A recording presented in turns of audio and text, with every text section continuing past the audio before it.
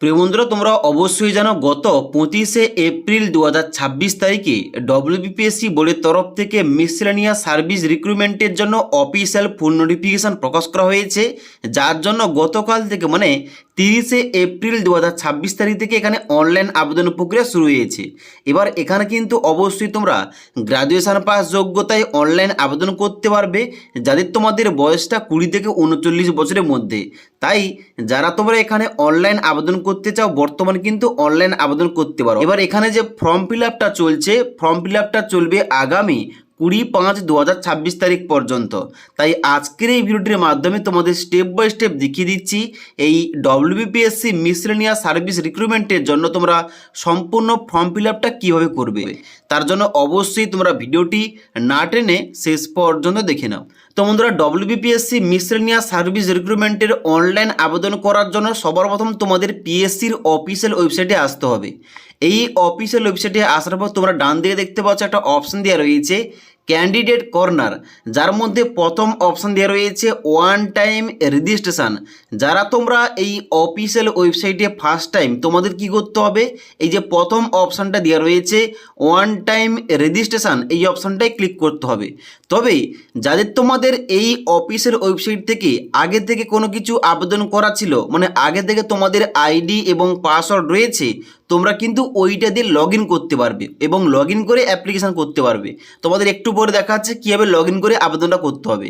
যারা তোমরা একদম ফার্স্ট টাইম এই অফিসিয়াল ওয়েবসাইটে, তোমাদের কিন্তু অবশ্যই এই ওয়ান টাইম রেজিস্ট্রেশন এখানে কিন্তু ক্লিক করে তোমাদের নিচের দিকে আসতে হবে। এখানে তোমাদের কিন্তু পরবর্তী যে স্টেপগুলো রয়েছে, যেমন তোমাদের এখানে মোবাইল নাম্বার দিতে হবে, পাসওয়ার্ড দিতে হবে, কনফার্ম পাসওয়ার্ড দিতে হবে, ইমেল আইডি দিতে হবে এবং তার সঙ্গে সঙ্গে তোমার নাম পুট করতে হবে। নিচের দিকে আসার পর তোমাদের ডেট অফ বার্থ, জেন্ডার এবং তার সঙ্গে সঙ্গে বাবার নাম এবং মায়ের নাম দিয়ে এখানে তোমরা রেজিস্টার অপশানে ক্লিক করবে। তো এখানে কিন্তু তোমরা যারা নতুন, তোমরা কিন্তু অবশ্যই এখানে রেজিস্টার করে নেবে। রেজিস্টার করার পর তোমাদের কিন্তু একটা আইডি এবং পাসওয়ার্ড দেওয়া হবে, ওইটা দিয়ে তোমাদের লগ ইন করে অ্যাপ্লিকেশান করতে হবে।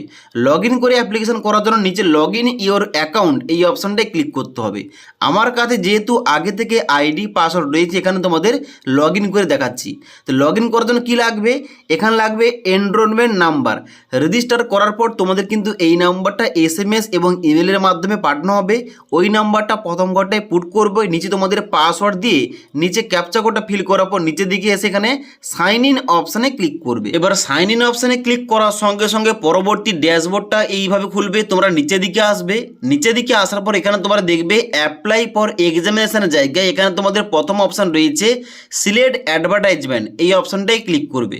ক্লিক করার পর এখানে তোমাদের রয়েছে detail advertisement to the post of miscellaneous service recruitment examination, এইটা তোমরা সিলেকশন করবে। সিলেকশন করার পর নিচে তোমাদের এখানে পোস্টের নামটা দিতে হবে। এখানে কিন্তু দিতে হবে মিসেলেনিয়াস সার্ভিস রিক্রুটমেন্ট এক্সামিনেশন, এটা তোমরা সিলেকশন করবে। সিলেকশন করার পর নিচে প্রসিড অপশানে ক্লিক করবে। প্রসিড অপশানে ক্লিক করার সঙ্গে সঙ্গে পরবর্তী পেজটা খুলবে, যেখানে তোমাদের এলিজিবিলিটি শো করবে। এখানে তোমাদের ডেট অফ বার্থ এবং তার সঙ্গে সঙ্গে তোমার ক্যাটাগরিটা শো করবে। ওকে, মানে রেজিস্টার করার সময় তুমি যে সমস্ত তথ্যগুলো দিয়েছিলে ওইটা অনুযায়ী তোমরা নিচের দিকে আসবে। নিচের দিকে আসার পর এখানে আই হ্যাভ রিড এখানে চেকমার্ক করার পর নিচেই কন্টিনিউ এই অপশানটাই ক্লিক করবে। কন্টিনিউ অপশানে ক্লিক করার সঙ্গে সঙ্গে পরবর্তী পেজটা করবে, যেখানে তোমাদের দিতে হবে কি কোয়ালিফিকেশান। এখানে তোমাদের কোয়ালিফিকেশান দিতে হবে। এখানে তোমাদের আগে থেকে যদি কোয়ালিফিকেশানগুলো অ্যাড করা থাকে ভালো, আর যদি না অ্যাড করা থাকে তোমরা কি করবে, এখানে অ্যাড কোয়ালিফিকেশান এই অপশানটাই ক্লিক করবে। ক্লিক করার পর তোমাদের কোয়ালিফিকেশানটা অ্যাড করতে হবে, যেখানে তোমাদের মিনিমাম যোগ্যতা লাগছে যেহেতু গ্রাজুয়েশন পাস, এখানটায় তুমি গ্রাজুয়েটটা সিলেকশন করবে। তারপরে এক্সামিনেশন নেমের জায়গায় এখানে কিন্তু অবশ্যই তুমি কোন স্ট্রিম থেকে কিংবা কোন সাবজেক্ট থেকে তুমি পাস করেছো, এখানে কিন্তু অবশ্যই তোমাদের ওইটা সিলেকশন করতে হবে। ওকে, এবার সিলেকশন করার পর নিচে এখানে তোমাদের বোর্ড অথবা কাউন্সিল অথবা ইউনিভার্সিটির নামটা এখানটায় তোমরা সিলেকশন করবে। তুমি কোন ইউনিভার্সিটি থেকে এখানে পাস করেছো গ্রাজুয়েশনটা। তারপর নিচে তোমাদের সাবজেক্টের নামটা চুজ করতে হবে, কোন সাবজেক্ট থেকে পাস করেছো। ইয়ার অফ পাসিং চুজ করতে হবে, কত সালে পাস করেছো।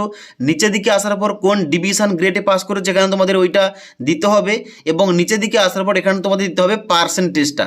দেওয়ার পর নিচে এখানে সেভ অপশানে ক্লিক করে তাহলে কিন্তু তোমাদের এখানে কোয়ালিফিকেশানটা নিচের দিকে এইভাবে অ্যাড হয়ে যাবে। আমার কিন্তু অলরেডি অ্যাড করা রয়েছে।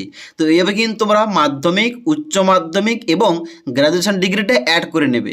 এইগুলো অ্যাড করার পর তোমরা নিচের দিকে আসবে, আসার পর দেখতে পাচ্ছ রয়েছে do you have any relevant work experience.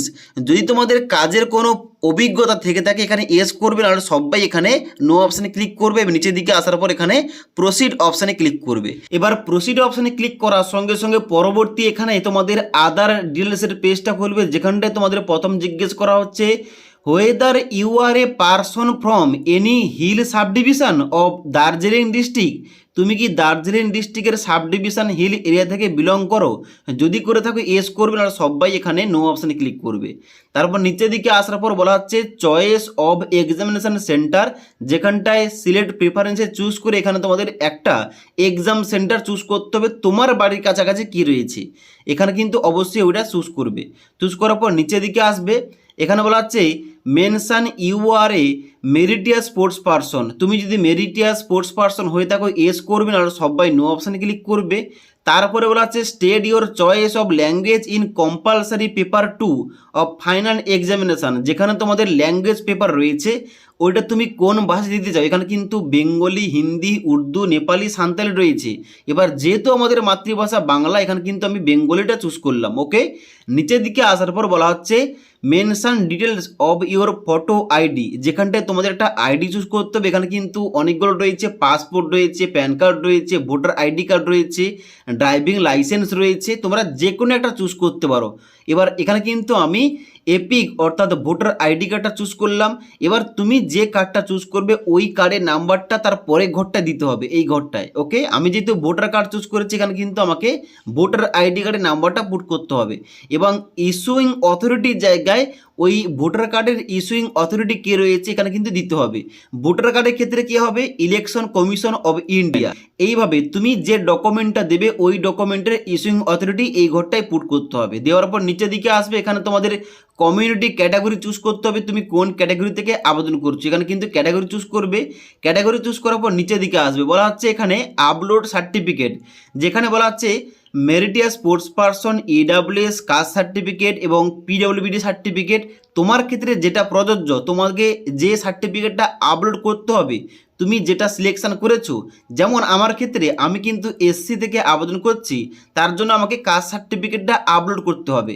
এখানে কিন্তু কাস্ট সার্টিফিকেট করে এখানে চেকমার্ক করতে হবে। এবার তুমি যে সার্টিফিকেটটা আপলোড করবে ওখানে কিন্তু তোমরা চেকমার্ক করবে। নিচের দিকে আসার পর তোমাদের এখানে ম্যাক্সিমাম 200 কেবির মধ্যে পিডিএফ ফরম্যাটে ওই সার্টিফিকেটটা এখানে চুজ ফাইল অপশানে ক্লিক করে তোমাদের আপলোড করতে হবে।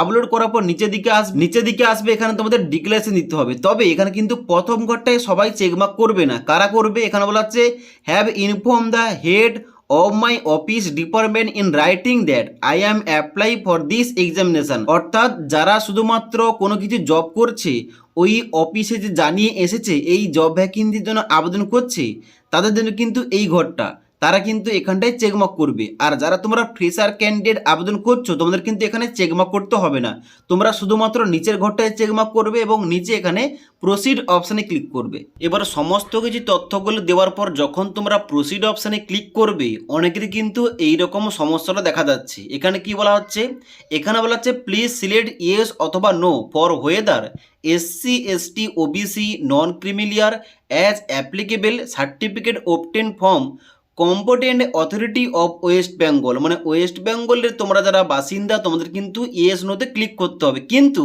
এখানে কিন্তু এইরকম কোনো অপশানটা দেওয়া হচ্ছে না। তোমরা যখন এখানে নিচের দিকে আসবে এখানে কিন্তু ক্যাটাগরি সিলেকশন করার পর এখানে কিন্তু ইয়েস নো সিলেকশন করার জন্য কোনো কিছু অপশান দেওয়া হচ্ছে না। যখন তুমি কাস্ট ক্যাটাগরি সিলেকশন করার পর নিচে এখানে কাস্ট ক্যাটাগরি সার্টিফিকেটটা আপলোড করবে, এখানে কিন্তু নেক্সট অপশানে ক্লিক করলে মানে প্রসিড অপশানে ক্লিক করলে কিন্তু এই রকম সমস্যাটা দেখা দিচ্ছে। কারণ এখন কিন্তু বর্তমানে ফর্ম ফিল আপ সবেমাত্র শুরু হয়েছে, তার জন্য অনেক কিছু অপশানে কিন্তু প্রবলেম হচ্ছে। যার জন্য তোমাদের বলবো তোমরা 1 থেকে 2 দিন কিংবা 3 দিন ওয়েট করো। যখনই এখানে সমস্ত কিছু অপশানগুলো সঠিকভাবে চালু হবে এবং লিঙ্কটা ভালোভাবে এখানে দেওয়া হবে, অবশ্যই তোমাদের কিন্তু আরেকটা বিস্তারিত ভিডিও নিয়ে আসবো। ওকে, তার জন্য একটু ওয়েট করে যাও। তবে যাদের তোমাদের এখানে পরবর্তী স্টেপগুলো খুলছে, তোমরা চাইলে কিন্তু এখন বর্তমানে ফর্ম ফিল আপ করতে পারো। তবে তোমরা অবশ্যই জানো এর আগেও হয়েছে, পিএসসির এর আগে যে সমস্ত ফর্ম ফিল আপগুলো হয়েছে প্রথম দিকে কিন্তু অনেক রকম সমস্যা দেখা দিয়েছে, যার জন্য কিন্তু এখন বর্তমানে এই যে পিএসসি মিসেলেনিয়াস সার্ভিস রিক্রুটমেন্টের জন্য ফর্ম ফিল আপটা চালু হয়েছে গতকাল থেকে, এখন কিন্তু বর্তমানে অনেক রকম সমস্যা রয়েছে ওয়েবসাইটের, যার জন্য অবশ্যই তোমরা 2 থেকে 3 দিন ওয়েট করে যাও। ওকে, তারপরে কিন্তু তোমরা অবশ্যই ফর্ম ফিল আপটা করবে। তোমাদের কিন্তু পরবর্তীতে এখানে কীভাবে ফর্ম ফিল আপ করতে হবে অপশানগুলো সঠিকভাবে এখানে শো করলে তোমাদের কিন্তু এই টপিকে আরেকবার তোমাদের আপডেটটা দিয়ে দেবো, যার জন্য অবশ্যই তোমরা আমাদের চ্যানেলটি সাবস্ক্রাইব করে পাশে থাকা বেল আইকন প্রেস করে অল নোটিফিকেশানটা অন করে রাখবে। ওকে।